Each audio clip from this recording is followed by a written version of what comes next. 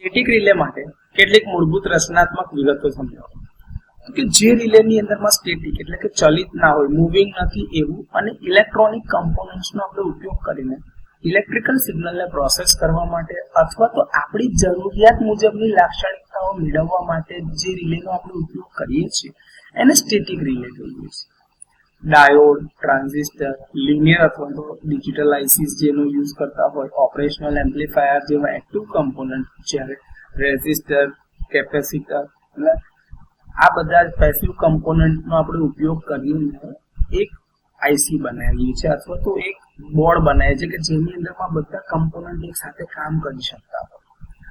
એના દ્વારા આપણે વિવિધ અલગ અલગ પ્રકારની સર્કિટરી બનાવી છે, જેમ કે amplifier circuit, coupling circuit, clamping circuit, comparator circuit, phase comparator block circuit, differentiator circuit, integrator, linear circuits, reference generators, logic gate circuits બનાવીએ, multivibrator, register, memory element, zero crossing detector, Schmitt triggers, level detector, A to D અને D to A ના converter, time delay, filter circuit, inverting અને non inverting amplifier વગેરે જેવી circuit આપણે static રિલેમાં વાપરેલી છે.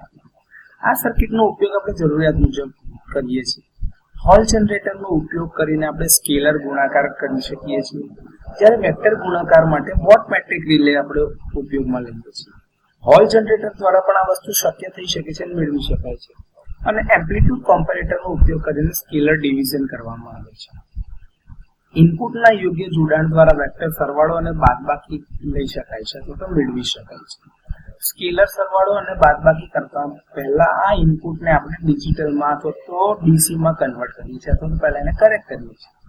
અને અન્ય લોજિકલ કાર્યો આપણે જે ઇન્ટિગ્રેટેડ સર્કિટ્સ છે એના દ્વારા કરી શકીએ, જેમ કે એન્ડ ઓપરેશન કરવું છે, એટલે કે બુલિયન સર્કિટનું કોઈ પણ ઓપરેશન કરવું હોય તમારે, and logic, or logic, not logic, એ બધા જ લોજિક તમે ઇન્ટિગ્રેટેડ સર્કિટ દ્વારા ડેવલપ કરી શકો છો.